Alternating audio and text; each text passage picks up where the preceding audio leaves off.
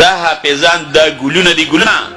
دوی الله د قرآن د خدمت دپاره منتخب کړي دي الحمدلله د دوی په خولې باندې د الله نوم دی د قرآن الفاظ دي د دوی په خولې الله د خپل کلام د خدمت دپاره دا خوښ کړي دي دوی ته به د عزت په نظر ګورو او که قرآن ته چا سپکو کتل د قرآن قاری ته هغه که سردار او د قوم مشر ولې نه دی الله بې رسوا کوي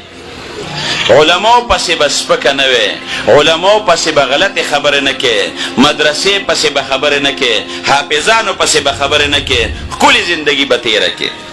نو که خپل بچیو نوسي کړوسي سپېره کول غواړي او خاندان بس چې څه دې خوښه یې هغه کوه کم خلک د قرآن حافظان دي او د قرآن علم الله ورکړی دی نو هغه علماو سره به محبت ساتي پام کوه ګورې د دې قرآن د حافظ نه واوړه د دې علماو نه سم شګنې دا بدماشي به درنه رب العالمین وباسي دغه مضبوط بچي به د الله داسې راوپرځئ قسم په الله چې دشمن بر باندې بیا خپئ توبه به دې نه قبلېږي ګورې اوم لیدل چې چا قرآن پورې خندا کړې ده چا علماو پورې خندا کړې ده الله داسې رانیولي دي چې د هغوی سر تندې نه دی لګېدلی علماو نه علماو سره به ډغره نه وي غر سر ډغره ده ځان له به سر مات کې ګورې چا چې د قرآن حافظ ته په سپک نظر کتلی دی که د مکې مکرمې سردار ولې نه دی خو الله بې رسوا کوي سر به په ځمکه باندې راخکې شي نو د علماو سره به ډغره ګورې بلکل نه وخی ځان به تباه و برباد کوي ګورې حضرت ابوبکر صدیق رضی الله عنه نبی کریم صلی الله علیه و آله وسلم په خوب کې ولید د دواړو جهانو سردار مبارک د ابوبکر لاسونه وی اراده جهنم درته ښیم نو د جهنم خواله بوته ابوبکر صدیق رضی الله عنه وی جهنم راته خو وی خلق پکې ډېر سخت عذاب کې مبتلا وو خو بعضې کسان داسې وو چې د هغوی د سرونه د خنزیر او د خر په شانتي او ډېر سخت عذاب کې وو دا وی ما ورته وی چې د الله رسوله جهنمیانو ته خو ټولو ته سخت عذاب دی خو دا خو ډېر په بد حالت کې دا څوک دی وی راته وی ابوبکره دا هغه خلق دی چې زما علماو پسې سپکې ډتې ویلې دي او بغیر د توبې نه مړه شوي دي نه الله وله دا سزا مقرر کړی الله وله دا سزا ورکوي نو که ځان په جهنم کې سوځول غواړې او د جهنم د اور طاقت درکې وي نو بس تکړه شکار ورته ووایه نو او که خپل بال بچ او نسب سپېره کول غواړې نو علماو سره ډغره ووایه حضرت ابراهیم علیه السلام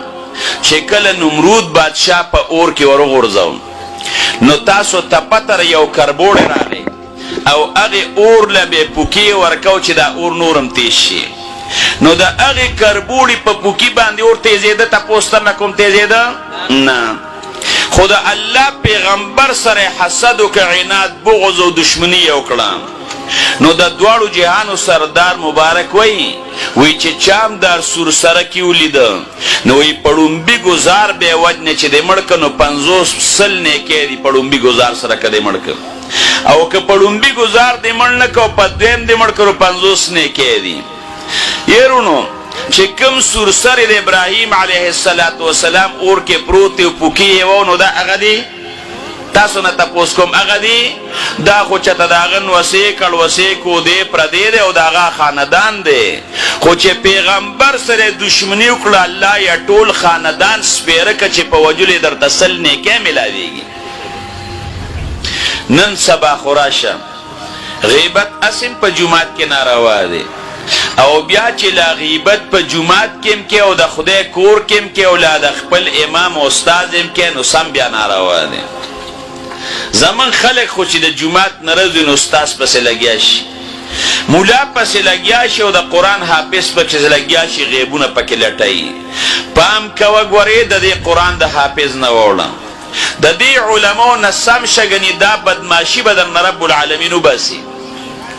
دغه مضبوط بچي به د الله داسې راوپرځئ قسم په الله چې دشمن بر باندې بیا خپئ توبه به دې نه قبلېږي